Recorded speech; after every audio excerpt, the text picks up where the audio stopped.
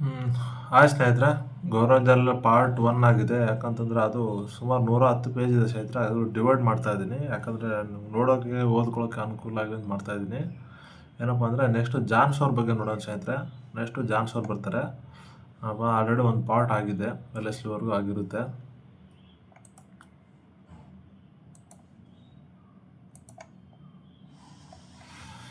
ಏನಪ್ಪ ಅಂದರೆ sir George Barlow ಏನಪ್ಪ ಅಂದರೆ ವೆಲ್ಲೆಸ್ಲಿ ನಂತರ ಬಂದ ಭಾರತ ಗೌರ್ನರ್ ಜನರಲ್ ಆಗಿರ್ತಾರೆ. ಇವರು ಏನಪ್ಪ ಅಂದರೆ ಜಾರ್ಜ್ ಬಾರ್ಲೋ ತಾತ್ಕಾಲಿಕ ಗೌರ್ನರ್ ಜನರಲ್ ಆಗಿ ಏನಪ್ಪ ಅಂದರೆ ಇವರು ಅಧಿಕಾರ ಸ್ವೀಕಾರ ಮಾಡ್ತಾರೆ. ಅಂದರೆ ಕಾರ್ನ್ವಾಲ್ಸ್ ಹಠಾತ್ ನಿಧಾನ ನಂತರ ಏನಪ್ಪ ಅಂದರೆ ಅವ್ರನ್ನ ಏನಪ್ಪ ಅಂದರೆ ನೇಮಕ ಮಾಡ್ತಾರೆ. ಜಾರ್ಜ್ ಬಾರ್ಲೋ ಅನ್ನು ನೇಮಕ ಮಾಡ್ತಾರೆ. ಹಠಾತ್ ನಿಧಾನ ಆಗ್ತಾನೆ. ಇದರಲ್ಲಿ ಮುಖ್ಯವಾಗಿ ಭಾರತ ಮೊದಲ ಗೌರ್ನರ್ ಜನರಲ್.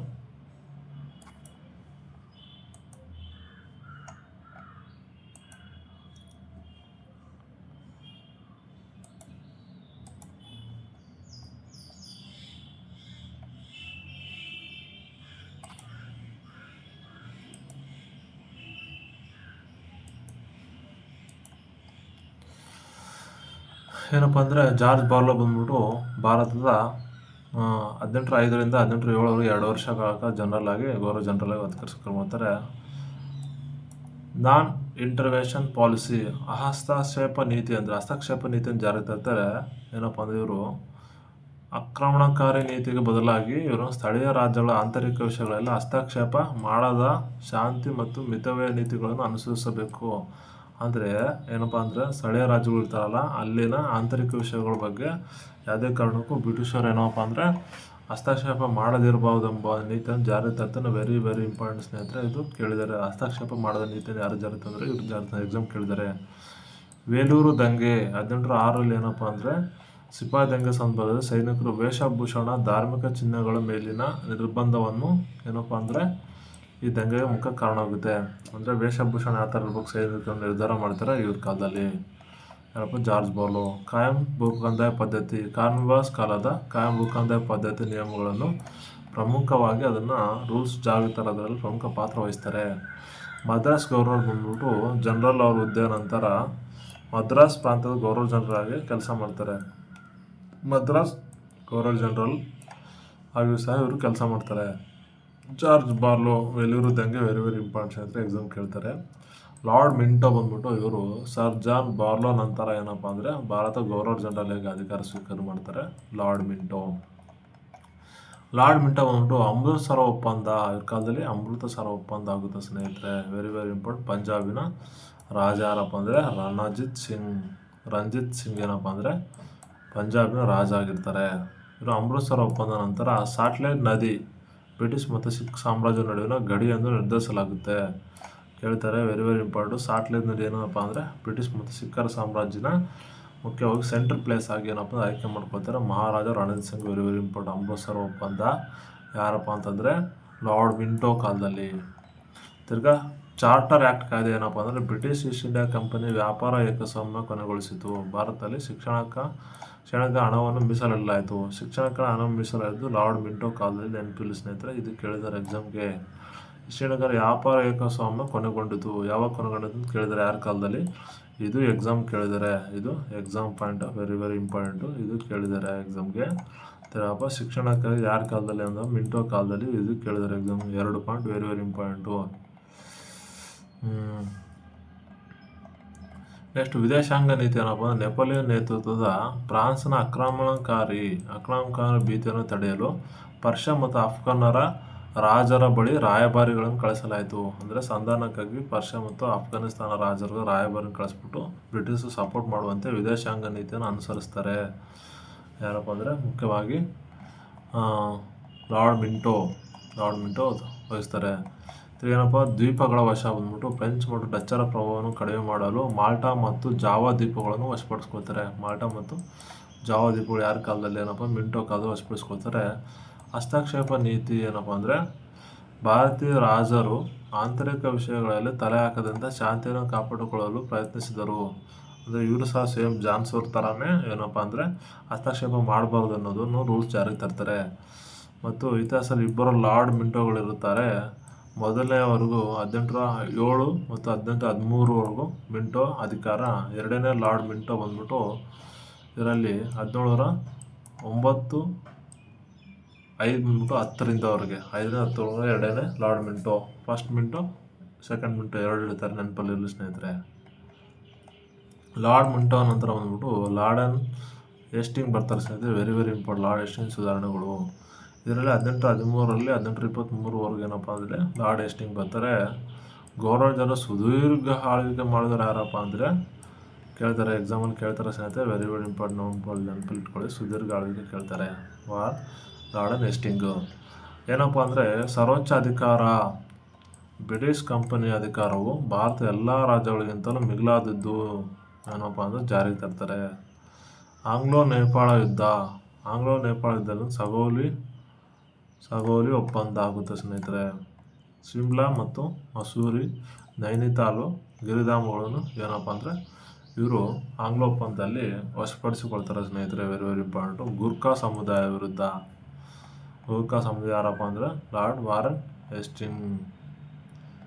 ಲಾರ್ಡ್ ಹೇಸ್ಟಿಂಗ್ ಬಂದ್ಬಿಟ್ಟು ಮೂರನೇ ಆಂಗ್ಲೋ ಮೈಸೂರು ಯುದ್ಧ ಏನಪ್ಪ ಅಂದರೆ ಆಂಗ್ಲೋ ಮರಾಠ ಯುದ್ಧ ಕಾಲದಲ್ಲಿ ಏನಪ್ಪ ಅಂದರೆ ಮರಾಠರನ್ನು ಸೋಲಿಸ್ತಾರೆ. ಪೇಶ್ವೆಗಳ ಹುದ್ದೆಯನ್ನು ರದ್ದುಗೊಳಿಸ್ತಾರೆ.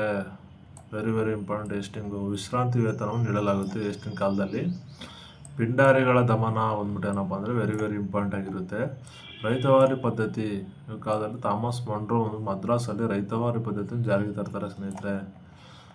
ಶಿಕ್ಷಣಕ್ಕೆ ಪ್ರೋತ್ಸಾಹ ಬಂದ್ಬಿಟ್ಟು ಏನಪ್ಪ ಅಂದರೆ ಕಲ್ಕತ್ತಾದಲ್ಲಿ ಹಿಂದೂ ಕಾಲೇಜ್ ಸ್ಥಾಪನೆ ಮಾಡ್ತಾರೆ. ಯಾವ ಕಾಲೇಜಲ್ಲಿ ಏನಪ್ಪ ಅಂದರೆ ವಾರನ್ ಹೇಸ್ಟಿಂಗ್ ಕಾಲದಲ್ಲಿ ಹಿಂದೂ ಕಾಲೇಜು ಸ್ಥಾಪನೆ ಮಾಡ್ತಾರೆ. ಏನಪ್ಪ ಅಂದರೆ ಲಾರ್ಡ್ ಹೇಸ್ಟಿಂಗ್ ಬಂದ್ಬಿಟ್ಟು ವಾರನ್ ಹೇಸ್ಟಿಂಗು ಎರಡು ಬೇರೆ ಬೇರೆ ಸ್ನೇಹಿತರೆ, ನೆನಪಲ್ಲಿ ಇಟ್ಕೊಳ್ಳಿ. ಲಾರ್ಡ್ ಹೇಸ್ಟಿಂಗು ಮತ್ತು ವಾರನ್ ಹೇಸ್ಟಿಂಗ್ ಇಲ್ಲಿ ನೋಡಿದ್ವಿ. ನೆಕ್ಸ್ಟ್ ಇವರು ಬರ್ತಾರೆ. ಭಾರತ ಮೊದಲ ಗವರ್ನರ್ ಜನರಲ್ ಬಂದ್ಬಿಟ್ಟು ಏನಪ್ಪ ಅಂದರೆ ಇಬ್ಬರು ಬೇರೆ ಬೇರೆ ವ್ಯಕ್ತಿಗಳಾಗಿರ್ತಾರೆ. 1773-85ವರೆಗೂ ಲಾರ್ಡ್ ಹೇಸ್ಟಿಂಗ್ ಆಗಿರ್ತಾರೆ. ಏನಪ್ಪ ಅಂದರೆ ಲಾರ್ಡ್ ಹೇಸ್ಟಿಂಗ್ ನಂತರ ಬಂದ ಲಾರ್ಡ್ ಆರ್ಮಸ್ಟ್ ಏನಪ್ಪ ಅಂದರೆ ನೆಕ್ಸ್ಟ್ ಬರ್ತಾರೆ ಸ್ನೇಹಿತರೆ. ಲಾರ್ಡ್ ಆರ್ಮಸ್ಟಲ್ಲಿ ಬಂದ್ಬಿಟ್ಟು ಏನಪ್ಪ ಅಂದರೆ ಆಂಗ್ಲೋ ನೇಪಾಳ ಯುದ್ಧ, ಮೂರನೇ ಮರಾಠ ಯುದ್ಧ, ಬಾಂಬೆ ಪ್ರೆಸಿಡೆನ್ಸಿ, ಪಿಂಡಾರಿ ದಮನ, ಸಿದ್ಧಾ ಜ್ಯೋತಿ ಒಪ್ಪಂದ, ಮದ್ರಾಸ್ ಪ್ರಾಂತ ರೈತವಾರಿ ಪದ್ಧತಿ, ಸಗಾಲಿ ಒಪ್ಪಂದ ಯಾರ ಕಾಲದಲ್ಲಿ ಆಗುತ್ತೆ ಅಂದರೆ ಲಾರ್ಡ್ ಆರ್ಮಸ್ಟ್ ಕಾಲದಲ್ಲಿ ಆಗ್ತವೆ. ಲಾರ್ಡ್ ಆರ್ಮಸ್ಟ್ ಏನಪ್ಪ ಅಂತಾರೆ ಮುಖ್ಯವಾಗಿ ಇದು ಹೇಸ್ಟಿಂಗ್ ಕಾಲದಲ್ಲಿ ಆಗುತ್ತೆ ಸ್ನೇಹಿತರೆ. ಇದು ಕೀ ಪಾಯಿಂಟ್ಸು. ಲಾರ್ಡ್ ಹೇಸ್ಟಿಂಗ್ ಕಾಲದಲ್ಲಿ ಆಗುತ್ತೆ.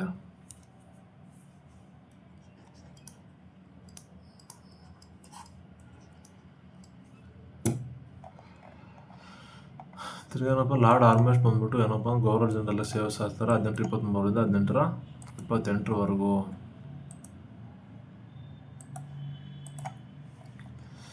ಏನಪ್ಪ ಅಂದರೆ ಆರ್ಮಸ್ಟ್ ಬಂದ್ಬಿಟ್ಟು ಮೊದಲ ಆಂಗ್ಲೋ ಬರ್ಮಿಂಗ್ ಯುದ್ಧ ಇವ್ರ ಕಾಲದಲ್ಲಿ ನಡೀತಿದೆ ಅಂದರೆ ಇದೇನಪ್ಪ ಅಂದರೆ ಮೊದಲ ದೊಡ್ಡ ಯುದ್ಧ ಅಂತ ಕರೀತಾರೆ.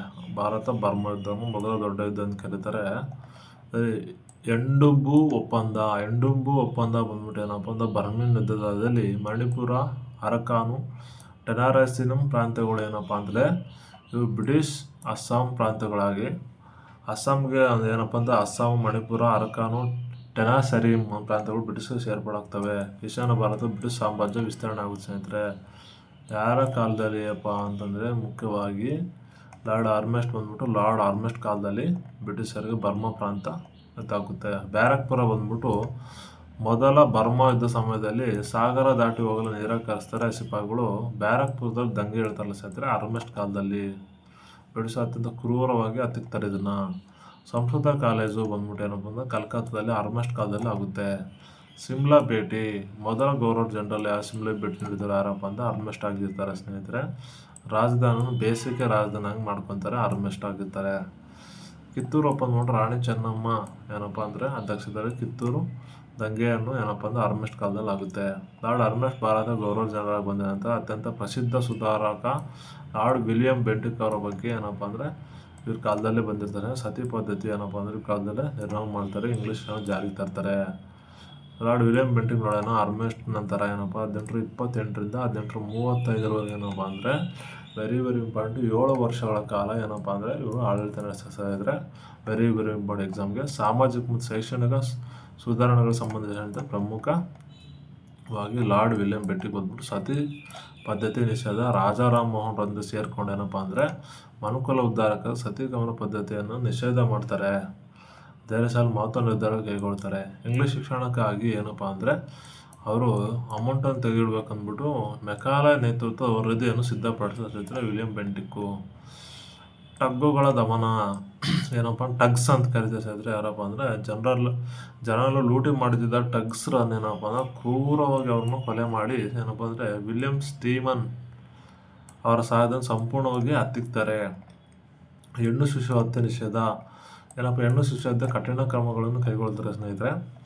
ಭಾರತ ಮೊದಲ ಗವರ್ನರ್ ಜನರಲ್ ಆಗಿ ಚಾರ್ಟರ್ ಆ್ಯಕ್ಟ್ ಮೂಲಕ ಏನಪ್ಪ ಅಂತಂದರೆ ಭಾರತದ Bengal governor general Bharat governor general ಆಗಿ ಏನಪ್ಪ ಅಂದರೆ ನೇಮಕ ಆಗ್ತಾರೆ ವಿಲಿಯಂ ಬೆಂಟಿಕ್ಕು, ಭಾರತ ಮೊದಲ ಗವರ್ನರ್ ಜನರಲ್. ಮೈಸೂರು ಬ್ರಿಟಿಷ್ ಆಡಳಿತಕ್ಕೆ ಸಂಬಂಧಿಸಿದ ಮುಖ್ಯವಾಗಿ ವೈಫಲ್ಯಗಳನ್ನು ಏನಪ್ಪ ಅಂದರೆ ಸಂಸ್ಥಾನ ಮೈಸೂರು ಸಂಸ್ಥಾನ ಏನು ಮಾಡುತ್ತೆ, ನೇರ ಆಡಳಿತಕ್ಕೆ ಒಳಪಡಿಸ್ತಾನೆ. ಯಾರಪ್ಪ ಅಂದರೆ ಮಾರ್ಕ್ ಕಬ್ಬನ್ ಅವರ ಕಾಲದ ದಾರಿ ಮಾಡಿಕೊಡುತ್ತೆ. ಮಾರ್ಕ್ ಕಬ್ಬನ್ ಅವ್ರ ಕಾಲದಲ್ಲಿ ಏನಪ್ಪ ವಿಲಿಯಂ ಬೆಂಟಿಕ್ ನೇರವಾಗಿ ಮೇಲಧಿಕಾರಿ ಆಗಿರ್ತಾರೆ, ಪ್ರೆಸಿಡೆಂಟ್ ಆಗಿ ನೇಮಕ ಮಾಡ್ತಾರೆ ಕಬ್ಬನನ್ನು. ರೈಲ್ವೆ ವ್ಯವಸ್ಥೆ ಮತ್ತು ಅಂಚೆ ವ್ಯವಸ್ಥೆಯನ್ನು ಜಾರಿಗೆ ತರ್ತಾರೆ ಡಾಲೌಸಿ. ಮುಖ್ಯವಾಗಿ ವಿಲಿಯಂ ಬೆಂಟಿಕ್ ಬಂದ್ಬಿಟ್ಟು ಸತಿ ಪದ್ಧತಿ, ತಿರ್ಗಿ ಆರ್ಥಿಕ ಸುಧಾರಣೆ ಬಂದ್ಬಿಟ್ಟು ತಾಜ್ ಮಹಲ್ ಹರಾಜಿನ ನಿರ್ಧಾರ, ತಾಜ್ ಮಹಲ್ ಹರಾಜು ಮಾಡ್ತಾರಲ್ಲ ಅನಿಸ್ತದೆ, ಅದ್ರ ಬಗ್ಗೆ ಮಾಹಿತಿ ಏನಪ್ಪ ಅಂದರೆ ಇವ್ರ ಕಾಲದಲ್ಲಿ ನಡೆಯುತ್ತೆ. ತಗ್ಗಿನ ದಮನ ಟಗ್ಗಿಸ್, ಸನ್ನತ್ತು ಶಾಸನ, ಮೈಸೂರು ವಶಪಡಿಸಿಕೊಳ್ತಾರೆ. ಪ್ರಾಂತೀಯ ನ್ಯಾಯಾಲಯ ಪದ್ಧತಿ, ಕಂದಾಯ ಆಯುಕ್ತರನ್ನು ನೇಮಕ ಮಾಡ್ತಾನೆ ಸ್ನೇಹಿತರೆ. ನ್ಯಾಯಾಲಯದಲ್ಲಿ ಯಾರಪ್ಪ ವಿಲಿಯಂ ಬೆಂಟಿಕ್ಕು. ಚಾರ್ಲ್ಸ್ ಮೆಟ್ಕಾಫ್ ಬರ್ತಾರೆ ಸ್ನೇಹಿತರೆ.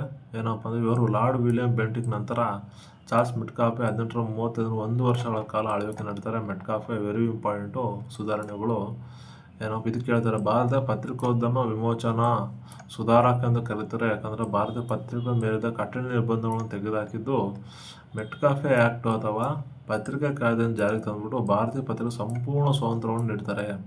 ಅಂದರೆ ಪತ್ರಿಕೆಗಳು ಹಂಗೆ ಬರಿಬಾರ್ದು ಹಿಂಗೆ ಬರಿಬಾರ್ದು ಅಂತ ಎಲ್ಲ ಹೇಳ್ತಾರಲ್ಲ ಸ್ನೇಹಿತರೆ, ಅದನ್ನು ಬೇಡ, ಅವರು ಪೂರ್ತಿ ಸ್ವಾತಂತ್ರ್ಯ ಕೊಡಬೇಕು ಅಂದ್ಬಿಟ್ಟು ನಿರ್ಧಾರ ಮಾಡ್ತಾರೆ. ಲೈಸೆನ್ಸಿಂಗ್ ನಿಯಮ ಅಂದ್ಬಿಟ್ಟು 1823 ಏನಪ್ಪ ಅಂದರೆ ಕಠಿಣ ಪರವಾನಗಿ ನಿಯಮಗಳನ್ನು ರದ್ದುಗೊಳಿಸಿ ಭಾರತ ಪತ್ರಿಕೆಗಳ ನೇತಗಳ ಸಂಖ್ಯೆ ವೇಗವಾಗಿ ಬೆಳವಣಿಗೆ ಮಾಡ್ತಾರೆ ಸಹಿತ. ಲೈಸೆನ್ಸ್ ಅಂದರೆ ಪತ್ರಿಕೆಗಳ ಬಗ್ಗೆ ಅತಿ ಹೆಚ್ಚು ಮಾಹಿತಿ ನೀಡ್ತಾರೆ ಮೆಟ್ಕಾಫೆ. ಅಲ್ಪಾವಧಿ ಆಡಳಿತ ಮಾಡಿದ ಬ್ರಿಟಿಷ್ ಸರ್ಕಾರ ಇಷ್ಟವಾಗದ ಕಾರಣ ಪತ್ರಿಕಾ ಸ್ವಾತಂತ್ರ್ಯ ನೀಡಿದ ಇವರನ್ನು ಬ್ರಿಟಿಷ್ ಸರ್ಕಾರ ಇಷ್ಟ ಆಗಲ್ಲ ಸಹಿತ, ಅದರಿಂದ ಇವ್ರನ್ನ ಹಿಂದೆ ಕರೆಸ್ಕೊಳ್ತಾರೆ. ಅಮೃತ್ಸರ್ ಒಪ್ಪಂದ ಏನಪ್ಪ ಅಂದರೆ ಗವರ್ನರ್ ಜನರಲ್ ಮೊದಲು ಮಹಾರಾಜ ರಣಜಿತ್ ಸಿಂಗ್ ಅವರೊಂದಿಗೆ ಅಮೃತ್ಸರ್ ಒಪ್ಪಂದ ಮಾಡ್ಕೊಳ್ತಾರೆ ಸ್ನೇಹಿತರೆ. ವೆರಿ ಇಂಪಾರ್ಟೆಂಟ್ ಆಗಿರುತ್ತೆ ಇವ್ರ ಕಾಲದಲ್ಲಿ. ಸಾಮಾಜಿಕ ಸುಧಾರಣೆ, ದೆಹಲಿ ಪ್ರಾಂತ್ಯದ ರೆಸಿಡೆಂಟ್ ಆಗಿದ್ದಾಗ ಅಲ್ಲಿನ ಸತಿ ಪದ್ಧತಿ, ಗುಲಾಮಗಿರಿ ಮತ್ತು ಹೆಣ್ಣು ಶಿಶು ಹತ್ಯೆಯನ್ನು ನಿಷೇಧಿಸಲು ಶ್ರಮಿಸ್ತಾರೆ ಸ್ನೇಹಿತರೆ. ಯಾರಪ್ಪ ಅಂದರೆ ಲಾರ್ಡ್ ಮೆಟ್ಕಾಫೆ. ನಂತರ ಏನಪ್ಪ ಅಂದರೆ ಲಾರ್ಡ್ ಅಕೆಂಡ್ಲೆ ಬರ್ತಾರೆ ಸ್ನೇಹಿತರೆ. ಇವರು ಎಕ್ಸಾಮ್ಗೆ ವೆರಿ ಇಂಪಾರ್ಟೆಂಟ್ ಆಗಿರುತ್ತೆ. ಲಾರ್ಡ್ ಮೆಟ್ಕಾಫೆ ಬಂದ್ಬಿಟ್ಟು 2 ಪಾಯಿಂಟ್ ಇದೆ. ಮೊದಲ ಆಫ್ಘಾನ್ ಯುದ್ಧದಲ್ಲಿ ಇವರು ಇರ್ತಾರೆ ಮತ್ತು ರಣಜಿತ್ ಸಿಂಗ್ ಸಾವು ಬಂದಾಗ ಇವ್ರ ಕಾಲದಲ್ಲಿ ಆಗುತ್ತೆ ಸ್ನೇಹಿತರೆ. ಲಾರ್ಡ್ ಅಕೆಂಡ್ಲೆ ನಂತರ ಏನಪ್ಪ ಲಾರ್ಡ್ ಐರ್ಡಿನ್ ಬರ್ತಾರೆ ಸ್ನೇಹಿತರೆ. ಇವರೇನಪ್ಪ ಭಾರತ ಗವರ್ನರ್ ಜನರಲ್ ಸೇವೆ ಸಲ್ಲಿಸ್ತಾರೆ. ಲಾರ್ಡ್ ಐರ್ಡಿನ್ ಬಂದ್ಬಿಟ್ಟು ಮೊದಲ ಸಿಖ್ ಯುದ್ಧ ಕಾಲದಲ್ಲಿ 1845 ಆಗುತ್ತೆ, ಇವ್ರ ಕಾಲದಲ್ಲಿ ಇರ್ತಾರೆ. ಲಾಹೋರ್ ಒಪ್ಪಂದ 1846 ಏನಪ್ಪ ಅಂದರೆ ಜಲಂಧರ ದೋವಾ ಪ್ರಾಂತ ಜಮ್ಮು ಕಾಶ್ಮೀರ ಬ್ರಿಟಿಷರ ಗುಲಾಮ್ ಸಿಂಗ್ ನೇತೃತ್ವದಲ್ಲಿ ನಡೀತಾರೆ ಸ್ನೇಹಿತರೆ. ಸಾಮಾಜಿಕ ಸುಧಾರಣೆ ಬಂದ್ಬಿಟ್ಟು ಏನಪ್ಪ ಅಂದರೆ ಒರಿಸ್ಸಾದ ಕೊಂಡ್ ಬುಡಕಟ್ಟು ಜನಾಂಗ ನರಬಲಿ ಪದ್ಧತಿಯನ್ನು ನಿಷೇಧಿಸಲು ಕಟ್ಟುನಿಟ್ಟಿನ ಕ್ರಮ ಕೈಗೊಳ್ತಾರೆ. ಏನಪ್ಪ ನರಬಲಿ ನಿಷೇಧ ಮಾಡೋದು. ಕೊಂಡ್ ಬುಡಕಟ್ಟು ಜನಾಂಗ ದೆಹಲಿ ಭಾಗಗಳಲ್ಲಿ ಜಾರಿಯಾದ ಹೆಣ್ಣು ಶಿಶು ಹತ್ಯೆ ತಡೀತಾರೆ ಸ್ನೇಹಿತರೆ. ಈ ಇಂಗ್ಲೀಷ್ ಶಿಕ್ಷಣ ಪದ್ಧತಿ ಏನಪ್ಪ ಅಂತಂದರೆ ಭಾರತೀಯ ಇಂಗ್ಲೀಷ್ ಶಿಕ್ಷಣ ಪದ್ಧತಿ ಜಾರಿಗೆ ತರಲು ಸಹಾಯ ಮಾಡ್ತಾನೆ ಸ್ನೇಹಿತರೆ. ರೈಲ್ವೆ ಯೋಜನೆ ಜಾರಿಗೆ ತರ್ತಾರೆ. ಮೊದಲ ಬಾರಿಗೆ ಗಂಭೀರ ಚರ್ಚಿಸಿ ಪ್ರಥಮ ಬಾರಿಗೆ ಏನಪ್ಪ ಡಾಲೌಸಿ ಕಾಲದಲ್ಲಿ ಏನಪ್ಪ ಅಂದರೆ ಲಾರ್ಡ್ ಡಾಲೌಸಿ ಕಾಲದಲ್ಲಿ ರೈಲ್ವೆ ಯೋಜನೆ ಜಾರಿಗೆ ತರ್ತಾರೆ. ಇಬ್ಬರು ಲಾರ್ಡ್ ಐರ್ಡಿನ್ ಇರ್ತಾರೆ ಸ್ನೇಹಿತರೆ. ಒಂದು ಮೊದಲನೇ ಲಾರ್ಡ್ ಐರ್ಡಿನ್ ಬಗ್ಗೆ ಈಗ ನೋಡಿದ್ವಿ, ಎರಡನೇ ಲಾರ್ಡ್ ಐರ್ಡಿನ್ ಇರ್ತಾರೆ. ಭಾರತ ರಾಜಧಾನಿ ಕಲ್ಕತ್ತಾದಿಂದ ದೆಹಲಿಗೆ 2ನೇ ಲಾರ್ಡ್ ಐರ್ಡಿನ್ ಏನಪ್ಪ ಅಂದರೆ ಬದಲಾವಣೆ ಮಾಡ್ತಾನೆ. 2 ಲಾರ್ಡ್ ಐರ್ಡಿನ್ ಇರ್ತಾರೆ, ನೆನಪಲ್ಲಿ ಇಟ್ಕೊಳ್ಳಿ. ಅಲ್ಲಿ ಲಾರ್ಡ್ ಹೇಸ್ಟಿಂಗ್ ಇರ್ತಾನೆ ಮತ್ತು ಏನಪ್ಪ ಅಂದರೆ ಲಾರ್ಡ್ ಹೇಸ್ಟಿಂಗ್ ಬೇರೆ ಸ್ನೇಹಿತರೆ ಮತ್ತು ವಾರನ್ ಹೇಸ್ಟಿಂಗ್ ಬೇರೆ. ಇಲ್ಲಿ ಬಂದ್ಬಿಟ್ಟು ಫಸ್ಟ್ ಐರ್ಡಿನ್ ಸೆಕೆಂಡ್ ಐರ್ಡಿನ್ ಇರ್ತಾರೆ, ನೆನಪಲ್ಲಿ ಇಟ್ಕೊಳ್ಳಿ. ದತ್ತು ಹಕ್ಕಿನ ನಮ್ಮ ಕಠಿಣ ನಿಯಮಗಳು ಅಂತಂದ್ರೆ ಲಾರ್ಡ್ ಡಾಲ್ಹೌಸಿ ಬಗ್ಗೆ ನೋಡೋಣ ಸ್ನೇಹಿತರೆ. ಮುಂದಿನ ಆಡಿಂದ ಏನಪ್ಪ ಅಂದರೆ ಸಿಖ್ ಆಂಗ್ಲೋ ಯುದ್ಧ ಸಂದರ್ಭದಲ್ಲಿ ಏನಪ್ಪ ಲಾಹೋರ್ ಒಪ್ಪಂದ ಆಗುತ್ತಲ್ಲ ಆ ಕಾಲದಲ್ಲಿ ಇರ್ತಾರೆ.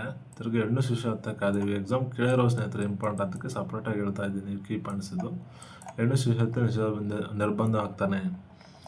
ನೆಕ್ಸ್ಟ್ ಏನಪ್ಪ ಲಾರ್ಡ್ ಆಡಿಂಜ್ ಬಂದ್ಬಿಟ್ಟು ಇವರು ಬ್ರಿಟಿಷ್ ಸಾಮ್ರಾಜ್ಯ ವಿಸ್ತರಣೆ ಭಾರತೀಯ ಆಧುನೀಕರಣ ನಾಂದಿ ಆಡಿದ ಪ್ರಮುಖ ಲಾರ್ಡ್ ಡಾಲ್ಹೌಸಿ ಆಗ್ತಾರೆ. ಮುಖ್ಯ ದತ್ತುಪುತ್ರ ಹಕ್ಕಿಲ್ಲ ನೀತಿ ಎಂಬ ಕಾಲದಲ್ಲಿ ಜಾರಿಗೆ ತಂದ ಲಾರ್ಡ್ ಡಾಲ್ಹೌಸಿ ವಿವಾದಾತ್ಮಕ ನೀತಿ ಆಗಿರುತ್ತೆ. ಇದು ಕಾನೂನುಬದ್ಧ ಪುರುಷ ಉತ್ತರಾಧಿಕಾರಿ ಇಲ್ಲದೆ ಮರಣ ಹೊಂದಿದೆ ಬ್ರಿಟಿಷ್ ರಾಜ್ಯಕ್ಕೆ ಸೇರ್ಪಡುತ್ತೆ. ಅಂದರೆ ಉತ್ತರಾಧಿಕಾರಿ ಯಾರೋ ರಾಜರಿಗಿಲ್ಲಪ್ಪ ಅಂತಂದರೆ ಅದನ್ನ ಬ್ರಿಟಿಷರು ವಶಪಡಿಸ್ಕೊಳ್ತಾರೆ.